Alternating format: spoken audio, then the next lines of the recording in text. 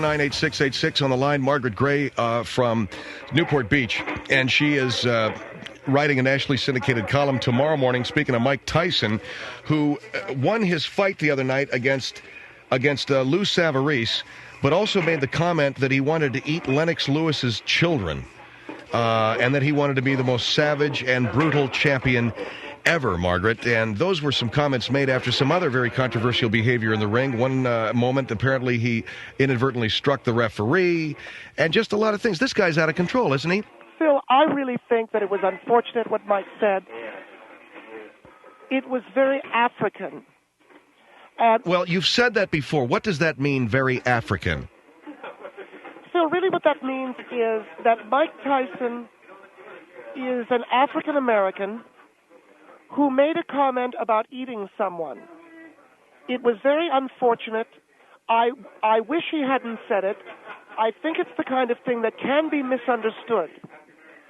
And well, what is to misunderstand? Is there anything to understand? Only from the standpoint that because of his African genealogy, and because, yes, at one time, and we could be talking hundreds of years, maybe thousands of years ago, African people did eat other people. And I really wish Mike hadn't said it, but I get where he's coming from. He's a great champion. He doesn't want to be stopped. But what we call a cannibal motif... Cannibal meaning cannibal. Meaning cannibal, yes. That is the French colonial pronunciation of cannibal. The cannibal, the cannibales. And those are people that are flesh eaters. So it's tough to advise Mike. If I were his manager, I would have said, let's keep that in the background, because there's a lot of people that don't get that and don't understand where that's... Well, all right, so you're saying that he made the comments about eating Lennox Lewis's kids because that's a perfectly normal thing for a black man to say? I would say that it's not perfectly normal. It's perfectly understandable given the cannibal. Given the cannibal. Given what? What do you mean by that? Given the cannibal aspect or the motif or the background of some African people. Well, you know that cannibalism wasn't just practiced in Africa; it was practiced in Fiji. Well, wherever, Phil, but we are talking about an African American. All right, Margaret Gray with us, 1-800-449-8686, talking about Mike Tyson the other night in defeating Lou Savarese and in looking forward to a heavyweight fight with the heavyweight champion Lennox Lewis, said that he wanted to eat Lennox Lewis's kids. He said this directly to Lennox Lewis, which, what is that about? I mean, this guy what is he trying? He's not winning any points with any fans, is he? You know something, Phil? I like Mike Tyson. I like him a lot. I think he's a very intense fighter. I think he's a man of great strength, great brute strength. There is an energy about him that I find attractive. There is a strength about him that I find very terribly attractive. There is a sensuality, if you will. And I think any woman who has seen Mike Tyson can tell you there is a sensuality almost bordering on an animal-style sexual magnetism. Well, this is the same. You're talking about the same Mike Tyson that was accused of beating his wife? I'm talking accused, never brought down for that. You're talking about a sexual animal magnetism, the same Mike Tyson that was arrested for raping a woman? Phil, listen to me. White people need to learn about African behavior and accept this man-eat-man desire, and it will help black and whites unite and tear down racism. Because as long as I accept that some black guys want to eat humans? Where are you getting this?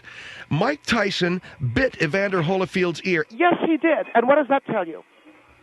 So he bit Evander Holyfield's ear because he wanted an appetizer or something? What? I mean, the whole... Phil, what I'm saying is this. If white people can accept the black man's need for human flesh, then white people will be able to unite with blacks against racism and unite our country in what could very well be a new age, if you will, a renaissance of human relationship.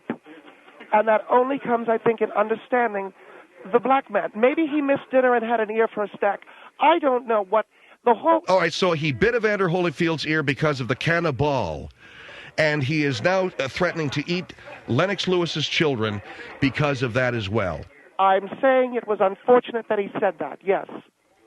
Even though it's entirely understandable. Knowing what I know about the African-American man, yes. 1-800-449-8686, Santa Fe Springs on the Phil Hendrie Show. Hello. Yeah, who talking to, trying to justify idiot Mike? Great prize fight, I have. Not ringside, no, I have have not. been to some 10 heavyweight prize fights. Mike Tyson is perhaps the greatest champion of all. Oh, come on. At one point, that's true. Nobody's going to buy that. Not over a career. Neither one of you gentlemen have been to a prize fight. Is that correct? I've been What to heavyweight. does that matter? I've been to prize fights. Have you been to a heavyweight championship fight? I never have. No. Have you, What sir? does that matter? Have you, no, sir? I have not. What does well, that then matter? you little boys need to listen to Mommy.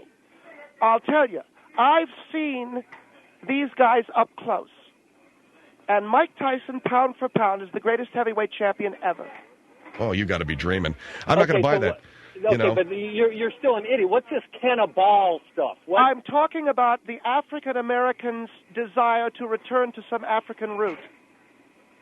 Are you a black woman? No, I am not. Well, then how are you such an authority on the African roots? Well, are you aware of the cannibal? There's no such thing. There's no such thing as cannibalism.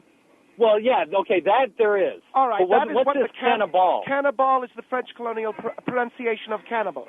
And what do you know about French colonialism? Because I've traveled and I know what cannibalism is, the cannibal, in animistic culture in Africa. It is very deep-seated, and many African Americans carry it. And Okay, So Mike you're trying to Tyson tell was me- born in Brooklyn. Where does his deep-seated Africanism come from? Well, why does he want to eat Lennox Lewis's children? Because he's an idiot. Because of the an idiot. Because of the cannibal. And What do you He mean? was born in Brooklyn. there is a Phil. He was raised by a white man, Customato. Both of you should quit being racist and let blacks. I'm not being racist. I'm saying you're a fool and Mike Tyson's an idiot. He may be an. You don't know Mike. Mike That's is a, true. Well, you don't know Mike either. You've never That's met right. him, all right? And All I'm saying is that because of the African ancestry, there is the cannibal, and neither one of you want to look at that. So how much ancestry does a person have to have? Mike Tyson was born in Brooklyn, raised in upstate New York by Customato. And wants Where to is eat- his African roots coming And wants from? to eat Lennox Lewis's children. Well, there you go. Because That really- he's an idiot. No idiot wants to eat children. oh, well, I agree with the guy. He's a moron. You can sometimes chalk up a lot of things, thank you, sir, for your call, by just simply saying the person was stupid. San Fernando on the Phil Hendrie Show. Hello. San Fernando, hello. Gone? 1-800-449-8686. Phil Hendrie Show.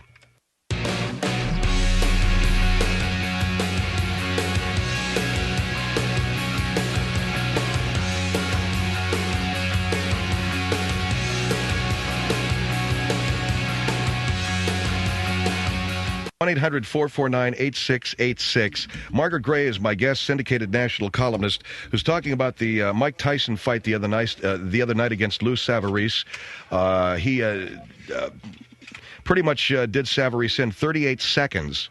38 seconds is all it took for him to knock Savarese out. After the fight, Tyson apparently had made some comments about eating Lennox Lewis's children, and had also made some other comments about eating out or taking Lennox Lewis's heart out. Yes, he said he wanted to rip his heart out and show it to him. Now, that sounds very savage, but that is what an African warrior does. And Oh, boy, you really want to go down that warrior route, don't you? that is the cannibal. And the cannibal means cannibal. Isn't that right? The cannibal is of the cannibalese, which is the French colonial pronunciation of cannibal.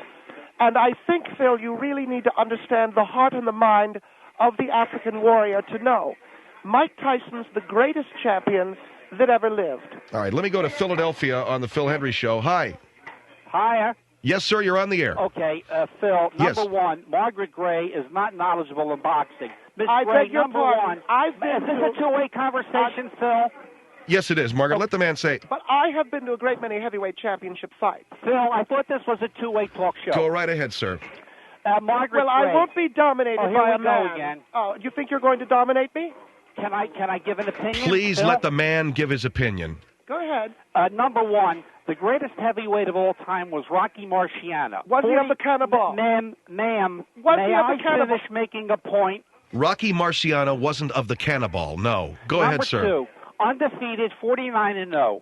I happen to have seen one of the greatest heavyweight fights of all time, September 23rd, 1952, Philadelphia's Municipal Stadium, where he knocked out Jersey Joe Walcott. That's number one. Compared to Muhammad Ali, he was a tomato can. Listen, you wanted to know who the greatest heavyweight of all time is. Compared to Muhammad Ali, Mike he Tyson. was Little Red Riding Miss Hood. Gray, you can talk over me, but you happen to be uninformed when it comes to boxing. Well, you may be right about Mr. Marciano going 49-0. Of course I'm right. And How you're many wrong. Negroes did he and fight? guess what? How many Negroes did he fight? You happen to be, Miss Gray, this is two-way. May I get it? You're on this program for a long time. I only have a couple minutes to make a point. I'm the guest. Number two, I get to talk. you happen to be a self-hating, guilt-ridden white woman. That's number two. I beg your pardon. You beg my pardon? You Yes. go right ahead and beg all the pardons you like. You happen to be very, very wrong. But you're Mike not familiar with Tyson, the cannibal. I beg your pardon? You're not familiar with the cannibal. I'm familiar with American people. And Mike Tyson is not an African. He happens to be an American who happens to be black. Boxers must have the cannibal in them in order to be great. Listen, lady, don't get off on a tangent here. You know you're wrong.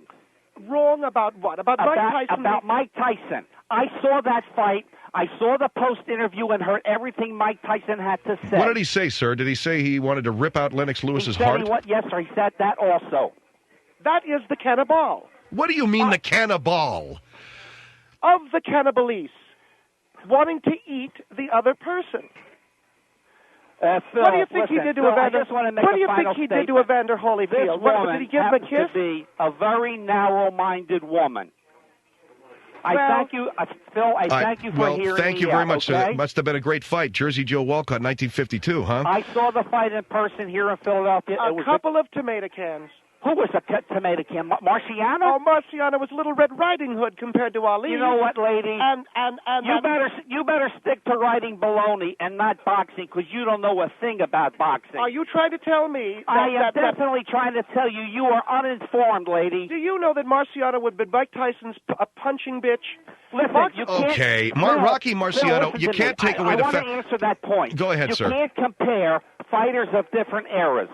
Rocky Marciano was 5'10", 185 pounds. You can't compare heavyweights of those days with the big heavyweights of today. Well, that's a fair point. You cannot compare them. They're different eras, different fighters. Oh, I think that boxing is a lot like African warmongering. Oh, That's here we why go to blacks that. are Here better we go to fighters. that crap again about the African. No, the cannibal.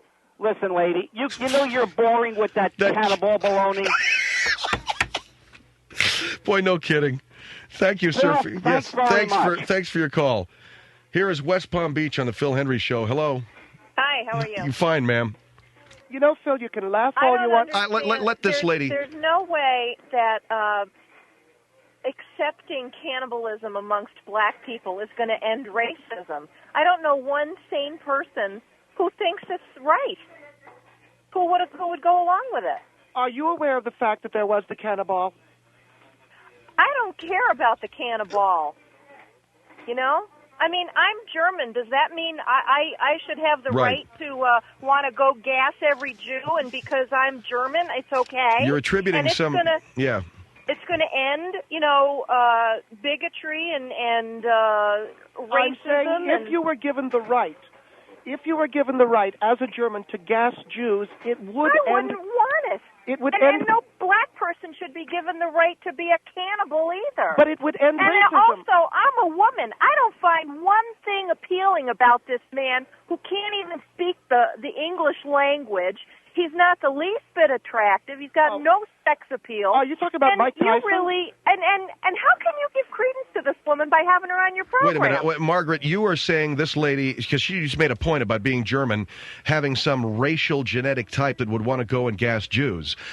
We have already accepted the big hair afro. Why not the cannibal? Now, this woman is... Because the big hair afro doesn't hurt, maim, or kill other people. Now they'll all be using this defense for murder, rape, child abuse, and whatever other means, But whatever what if else we they do. If we let Germans gas Jews, it would keep bigotry at a minimum. Don't you understand? No, What? explain it to me. What? What? What did you just How, say? how would that keep bigotry to a minimum? Because there'd be nobody left to be bigoted against? You make no sense. How can you put this woman even on the air? What are you trying to say? I'm simply saying that if you give a man the right to be himself, he'll be himself. And the whole world would go down the toilet because people would be out there. Just because there's there'd a few be Africans. bedlam in the streets. Let the greatest society win. The cannibal of the right. African I or the think that gassing ended, Jew of the German? That's why we went to war. That's exactly right. And that's what do you why mean? we have laws. Let the and best that's why society they put win. These That's right. people in prison. And so you want to let the African Americans eat people and let the Germans gas Jews, and whichever society is better will win? Phil, that's called social Darwinism. I don't think I'm out of line when I say that is how the world has survived. Well, what are you talking about? Go gas some Jews and go eat some people, and we'll see which one's better? Boy, you really don't get prize fighting, do you? This Yeah, has you're right. nothing to do with prize fighting. This has to do with the human race, Well, I don't know how of many which I prize really fights either don't one think of you you're a have been member to. of. All right, ma'am. Thank you for your call. Thank you, Margaret. Good luck with your column tomorrow. I really don't think it's fair that you gang up on me, Phil, with your listeners, because I don't think it's fair that you come on here with a bunch of crackpot ideas about the cannibal. And what was this bitch she was trying to lay on me just a few minutes ago about how the world would be a better place if we could gas more Jews? All I know is that Tyson was quoted as saying that he wanted to rip out Lennox Lewis's heart and eat that, and then he wanted to eat Lennox Lewis's children. What's wrong with that? Tyson managed to dispatch fellow American Lou Savarese after 38 seconds of the first round in a fight at Hampden Park. Referee John Coyle stopped the fight after a blistering attack by Tyson culminated with a left jab which finished Savarese. And apparently, the referee was hit himself. In one instance, trying to separate the fighters, Tyson stepped around the referee to try to get a left hook in and caught Savarese by mistake, knocking him to the floor. The fight was declared a TKO, a technical knockout for you fight fans. And this whole idea that Rocky Marciano and Jersey Joe Walcott were a couple of tomato cans.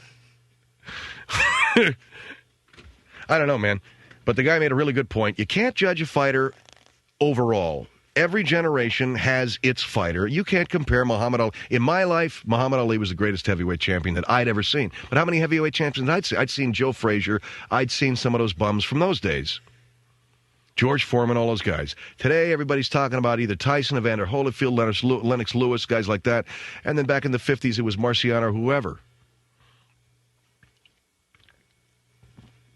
Greatest fighter I ever saw was Muhammad Ali. And he fought everybody that he fought everybody they asked him to fight. But I never, ever, ever, in all the time that I followed prize fighting, ever heard anybody say, you know, if Muhammad Ali was free to eat human beings, it would end racism, as I just heard Margaret say on this show. And I will go even further, and maybe it's controversial. I don't think because Mike Tyson said he wanted to eat Lennox Lewis's kids, it's got anything to do with any genetic code dictating cannibalism among Africans. Which is about as screwy as that one guy who said that's the reason why they had that big fight outside the Washington Zoo, because the closer black folks get to monkeys, the more wild they act. That's the sick world we live in, folks. I'm trying to change it. I'm Phil Hendrie, 1-800-449-8686.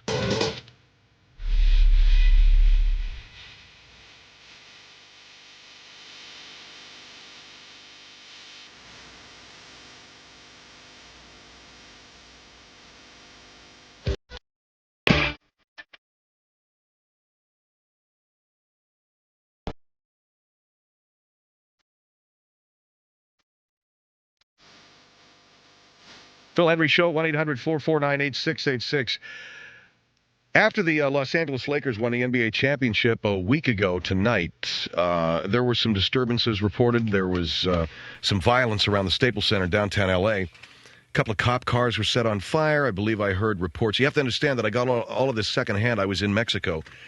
And, in fact, I was so removed from American culture, the next day I said to somebody poolside, as I was sitting there having a Cadillac margarita, I said, geez, I sure wish I could have seen that game. And they said, oh, the game was on ESPN. They had it right. They piped it right into the hotel bar.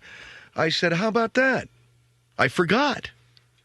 He said, well, there were some problems, and the problems had to do with people acting up outside of the Staples Center. I heard tell of some looting of some stores, some store windows smashed, and we know about the police cars being set aflame. And generally an ugly scene that one is not used to seeing in Los Angeles, although I suppose that's changed. Now that we've had it here, I'm sure we'll have it again. So the next championship we win here. In other words, L.A. is just like Detroit or any other town. And don't let it ever be said that Los Angeles is a place where things are done differently, because when it comes to this kind of crap, we just go right along with the program. Just go right along with everybody else. This is the entertainment capital of the world. It's also where we lift more ideas than any other place in the world. So naturally, if there's an idea of rioting after a ball game, we'll pick up on that one too. Hey, after all, Survivor, they ripped off from Swedish TV. Didn't they?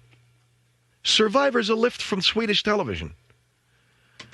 And, like 30 years ago, All in the Family, they got that from British TV. Is there anything that we do here that's original? Anything. Just tell me one thing that we've invented. Just one thing.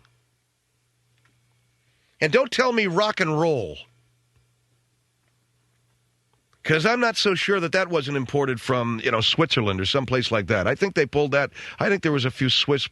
Most good TV shows were ripped off from Europe, according to my engineer, Craig Taylor. You're right. Who Wants to Be a Millionaire? They had to rip that one off. Can you believe a simple show like that? They had to lift that from somebody. Geez, I can't think of a thing. Let's go rip off this idea about asking a guy questions and then giving him money when he gets the right answer. I couldn't. That's brilliant. Where'd you get that, Ed? They're doing that in Luxembourg right now. Eddie, that's beautiful, baby. Whose line is it anyway? That's stolen from British television, or at least it was a cable show over here on Comedy Central, and it was a British host. Where's that poor bastard now? Remember that Whose Line Is It Anyway, where they had that English guy? Where's he now? Boy, that cat has just been shuffled to the back of the auditorium, hasn't he? Poor, I bet you he came up with the idea, and that poor devil, or maybe Drew Carey laid a whole lot of scratch on that guy, and, he's living large, and life is a wonderful thing. Because Drew Carey paid him off. Here's some bread. Now let me call it my show. And that guy's going, why not? I've been breaking my rear end my whole life. You go right ahead with the buzz cut and the glasses. You're just you're all the rage, baby. Go ahead, steal another one. And that's what he did. Now, what happened around the Staples Center happens in Detroit and Denver and Vancouver and Chicago, and I'm sure in New York to some degree. And if any of these other joints start getting any champions, I'm sure it'll happen in their town too. So it happened here. We have on the phone with us from Los Angeles. He only gave us a first name, and we've only agreed to use a first name, Brass. And he was outside the Staples Center last Monday night. Is that correct? Oh, that's correct, yes. Now, Brass, you claim to my producer to have been in touch with certain people. Are you a former gang member? Yes, I am. What gang were you in? I was in a Flint Ridge gang called Vatos Locos, which is Spanish for wild man or crazy man. You were in a Flint Ridge gang called the Vatos Locos? That's correct. Were you outside the Staples Center last week? I was. And you claim to have instigated some of the stuff? Yes, sir. How did that happen? 2 weeks ago, there's the Indiana Pacer basketball team, and they asked me if it was possible, if the Lakers was going to get the NBA title, in Los Angeles, was it possible for anybody to start some kind of a ruckus or start some kind of a riot outside Staples Center, okay?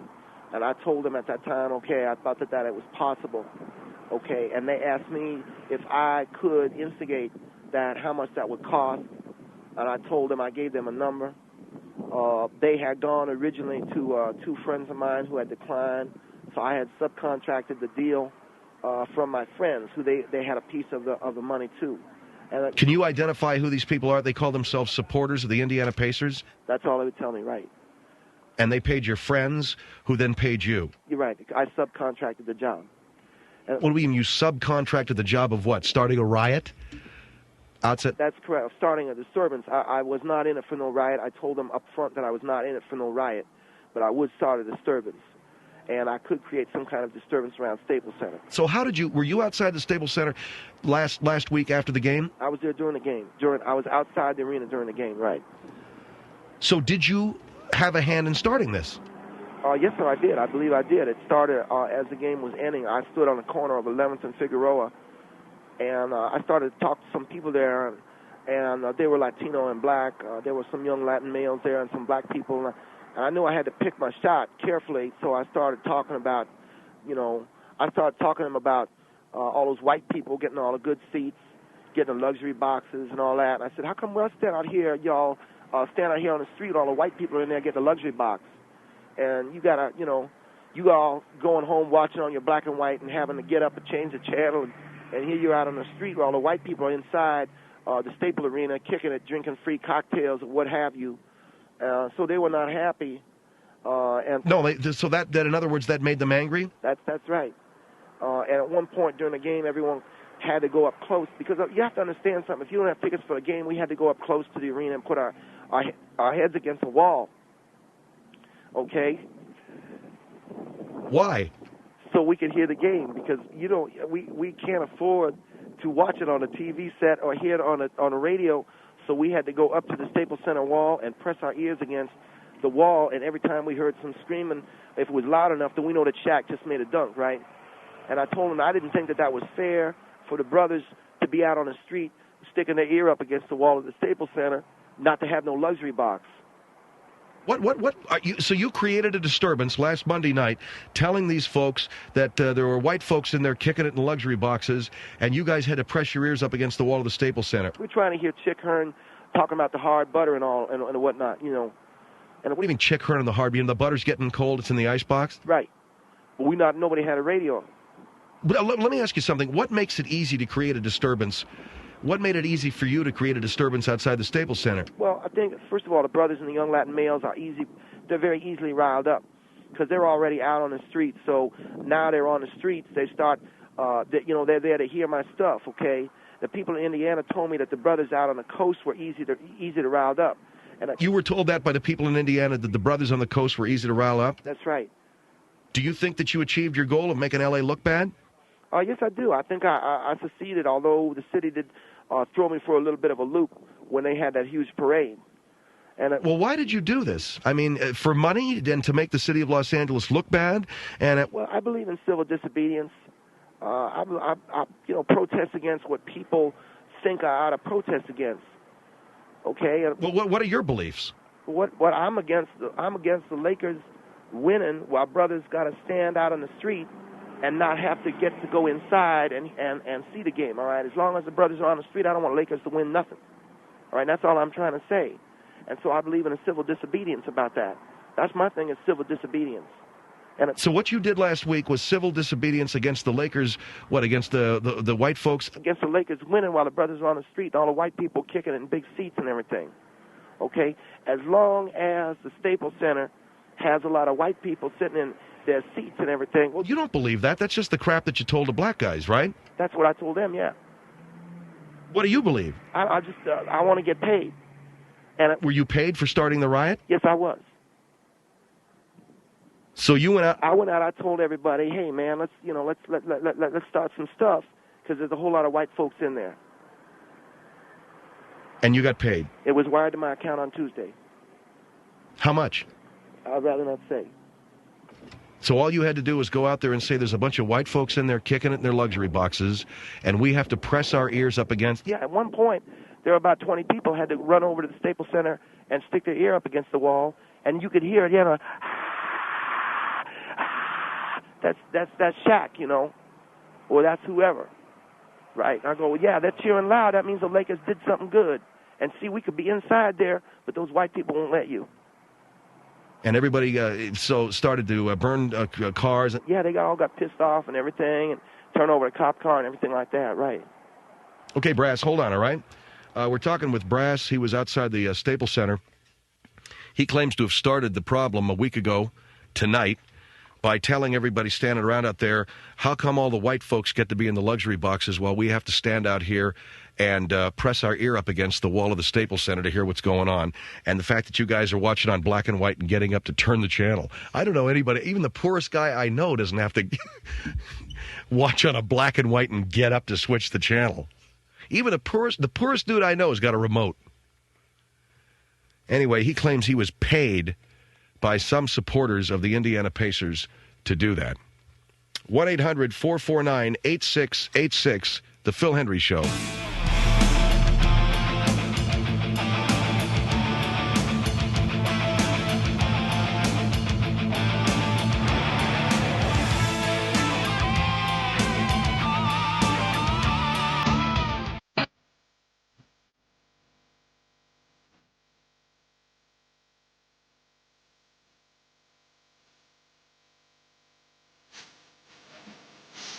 Phil Hendrie Show, 1-800-449-8686.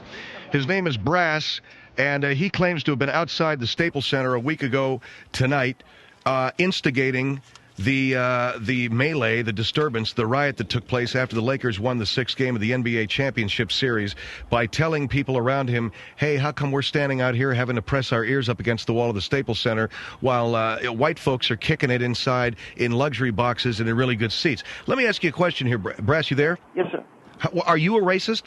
No, I'm not a racist. Okay, that's what I told the brothers that were outside, okay? And so that's what you were telling them? Right, because I wanted to say the very easiest thing that would start a riot, and because I was getting paid by these people, all right? Yeah, you're claiming that you got some money from some fans of the Indiana Pacers to start this thing. I'm not claiming that. That's exactly what happened, all right? They sent me money. They wired the money to your account last Tuesday. That's correct. Okay, and all I'm trying to say is that that's how easy it is to start a riot in L.A., especially, or maybe it's the same in all these other towns, but especially in L.A., that's how easy it is to get the brothers riled up. All you have to say is all these white folks are kicking it inside the arena. And that was the easy part about it, because when they come to me and they said, we don't know whether Pacers are going to win this series or not, right? And who are these people? You don't want to name who these people were? No, sir, I'm not going to. Okay, I'll just tell you they were supporters of the Indiana Pacers. But when they come to me, they said, we want you to start, some stuff, okay, like get out there, okay, and start rocking or whatever. I said, well, that's fine with me, And they said, how'd you do that? I said, leave that to me. But in my opinion, the easiest way to get stuff started is by saying to the brothers and to all these young Latin males who are outside the Staples Center, say to them things like, hey, the white man is in there. He's in there, sitting in these luxury boxes. You got to stand outside watching a black and white TV, okay? And so it's not fair, okay? And look at those news vans, right? And you can get on TV, because there's two things that a brother wants more than anything else, all right? He wants to be on TV, and he wants to sit with in a luxury box, okay? And if you don't be able to have that, that's going to make him angry. And that's the easiest thing. I tell you right now, I've started a lot of stuff. I've started bar fights and everything. This is the biggest thing that I've ever started personally. You started bar fights. What, for money? No, just to do it, just to get stuff riled up. I've started bar fights and fist fights in a bowling alley. I started a fist fight in a bowling alley over in La Habra about 3 years ago. That was a melee. I had the whole Wednesday night bowling league. They were going out of their minds. And just for kicks, you started a fist fight during the Wednesday night bowling league, huh? That's right. So the easiest way to get a brother going is simply say to him, hey, the white man has got all of this, the white man's got all of that. They'll get pissed off. That's why it all started. And then they burned the cop cars, and they also burned up, the news vans because they wanted to get themselves on TV. And that's the easiest thing to do in the world. All right, well, we're talking to Brass here. Our number is 1-800-449-8686. He says the easiest way to get a fight going, get a riot going, was by walking around outside the Staples Center a week ago and saying there's a whole bunch of white people in there kicking it in their luxury boxes. So you really think that those kids that you talked to were that reactive? Absolutely. I proved it. All you have to do is look at them. It took about 15 minutes to get them all pissed off. And I walked over, I got myself a drink of water. I went over to them, I said, hey, look at all those white people in there. And they're having themselves a good time. All these guys got pissed off. I went over, I got myself a beer, in my car, and I changed my clothes because I just come from my job. And I had a cigarette and a sandwich that I brought along, and I'm looking at all them starting to burn the cop cars and everything. So it was pretty easy for me to do. And it's not one of those things, you know, that you think about. All you do is just go into your mode. And wait a minute. You start a riot, and then you go over to your car and get yourself a beer, a sandwich, and you change your clothes? Because I just come from my job, right? Man, aren't you afraid that somebody's going to get hurt? No, well, that's not anything that I have any control over. But I knew that all the brothers wanted to do was, you know, rock and roll. All they want to do is rock that cop car, you know, stick their ear up against the Staples Center and listen for the game. I said, why don't you y'all go up to the Staples Center there and put your ear up against the wall, see if you can hear the game. They said, no, we can't. I said, well, now's the time to start a riot. What is this, a bunch of people? It's about 30 guys, yeah. And so you told all 30 of them to go over and press their ear up against the wall of the Staples Center. Could they hear the game? No. Then they came back to you, and you got them to start rioting. That's right. That's how easy it is. Okay? I do it, and the people I know, some of the members of my gang, which is the Vatos Locos out of Flint Ridge. This is a gang in Flint Ridge. That's right. This is something we specialize in. A lot of gangs, you know, deal whatever. I don't know. I don't want to say. But what we specialize in is starting riots and fistfights for money, and we have quite a very lucrative deal. I mean, we do a lot of very lucrative business. And the Vatos Locos of Flint Ridge start fights for money. Fights, disturbances, riots, fistfights at weddings, whatever. You know, all you got to say is walk up to somebody, give them some crap or whatever, and that's all you have to do. Well, what do you guys get paid for this? For a wedding? Yeah, let's say for a wedding. If they hire you to start a fight at a wedding, how much does it cost? I do probably, I don't know, that's cost maybe about $2,000, $3,000. What, you know, whatever they pay the band. Well, I mean, that's what I do. Yeah, okay. 1-800-449-8686. Dover on the Phil Hendrie Show. Hello. Hello. Hello, yes, I'm here. Yes, sir. You're on the air. Yes, I'm listening to this ignorant guy talking about, you know, things about black. I mean, we're trying to improve the black race. We're trying to uplift, not even improve, uplift the black race. And we're trying to take every possible situation to uplift this race. And you have an ignorant human being like that one. I mean, I'm not saying that you might have a little bit of intelligence somewhere, but your ignorance is making you do stupid things. No, I'm just saying that I start the race. I just said I start fights for money, that's all. So you're going to sell your soul for money? No, I'm not selling my soul. You're going to sell black people into ignorance for money, basically, right? I just started a fight out, you know, like at weddings or whatever, or outside the Staples Center. I get people riled up. Man, look, instead of getting people riled up, why don't you catch you from a parade to make people happy? Why did I catch a car rape? You got money. Can't you use money to make people a like little a family, happier like, instead of do you ever go to do you ever go to family reunion? Like meet your family? I do go to family reunion. I can start a fight there for you. I could start a fight. I know that's the type of person you are. For $3,000. That's all this it costs. This is the problem. Well, you are the people that will not need around.